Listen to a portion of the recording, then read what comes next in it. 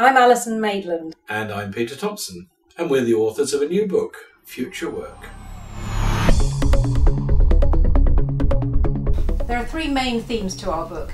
The first is about the powerful forces that are transforming the way we work in the digital age. The second is about why business leaders and managers need to adapt to these massive changes.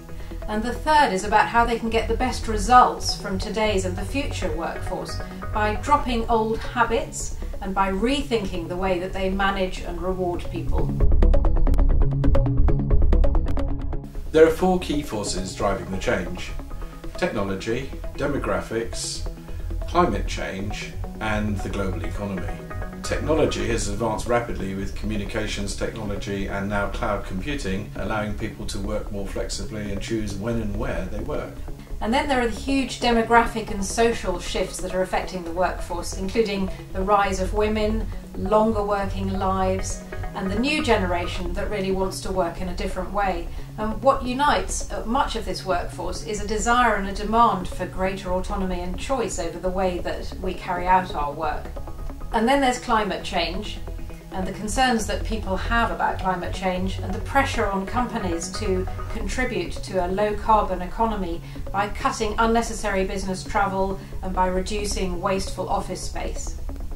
Finally, there's the rise of economies like India and China and the global economic uncertainty that is forcing businesses to rethink their costs, their productivity, and of course retaining their best skills and talent. No, organisations won't adapt anyway. It actually takes a deliberate strategy. Many organisations are stuck with a model of work that's actually more suited to the 19th and 20th centuries than to the 21st century. And we've done research and interviews with over 60 experts and executives from around the world, and what this shows us is that it takes a change of culture led from the top of the organisation to really transform the way we work. So putting in the technology is one thing, but really changing the way that we think about how work is done is quite another, and that's what our book addresses. Actually, a good example of that is social media, which seems to be banned by a lot of organisations, yet, particularly for the younger generation, it's a way that they innovate and communicate quite naturally. Well, for the last 50 years, the experts have been telling us that in order to motivate people, you need to empower them, trust them, give them freedom. And yet the way we work still very much is a controlling form of work. We measure people by time, which is a crazy thing to do because it restricts the way they produce things and in fact rewards them for low productivity. And then the other crazy thing is commuting to work, where people spend a lot of time and cause a lot of stress and pollute the planet by sitting in cars going to work when they could be doing a lot of the work at a time and place of their own choice. And in fact, managers in our survey said that they think there's a real revolution coming in working practices in the next 10 years.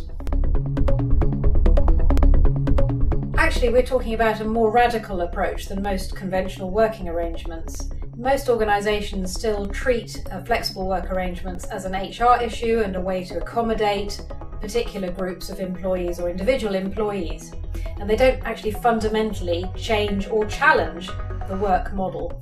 In fact, what we're really doing is turning convention on its head and starting with business strategy, looking at business results, business productivity, and not taking this as an HR issue at all. Yes, we found pioneers in different sectors and in different countries that are really treating this as a critical business issue. We've looked at companies like Gap, for example, and Vodafone and Unilever.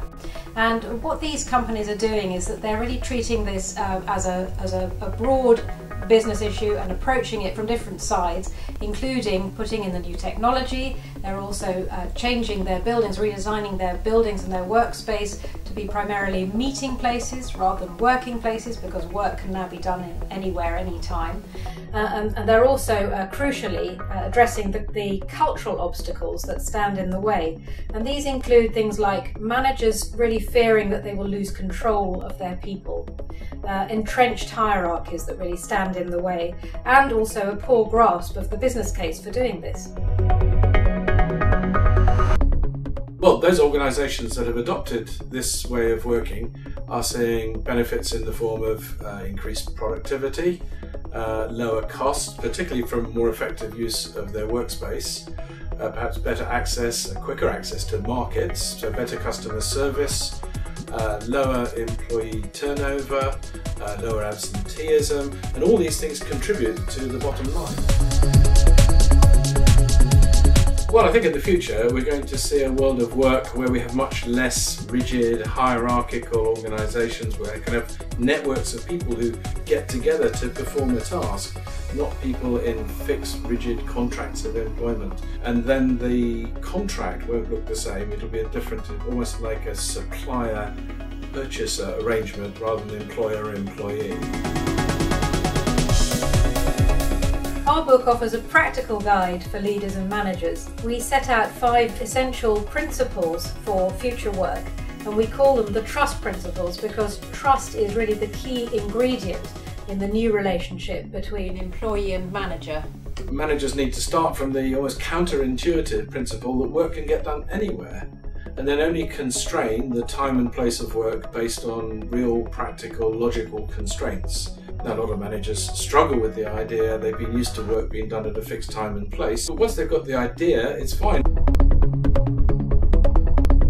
There is a lot in this for managers who are prepared to trust and empower their people and to measure their output, reward them for their productivity, and to give up some of those trappings of status like the executive office. In fact, in the future, their status is probably going to come from having employees who are valued and trusted and able to work productively because they're motivated by the manager and the autonomy they've been given, particularly in this world of virtual teams and cross-border working. It really requires a change of culture from do what you're told to do it the way that works best. And that's quite difficult for some managers. However, adapting to the new realities will give you a great competitive advantage. And the danger is that if you don't adapt, you're going to go the way of the dinosaurs. Change is happening fast, and future work won't wait for those who fail to seize the benefits now.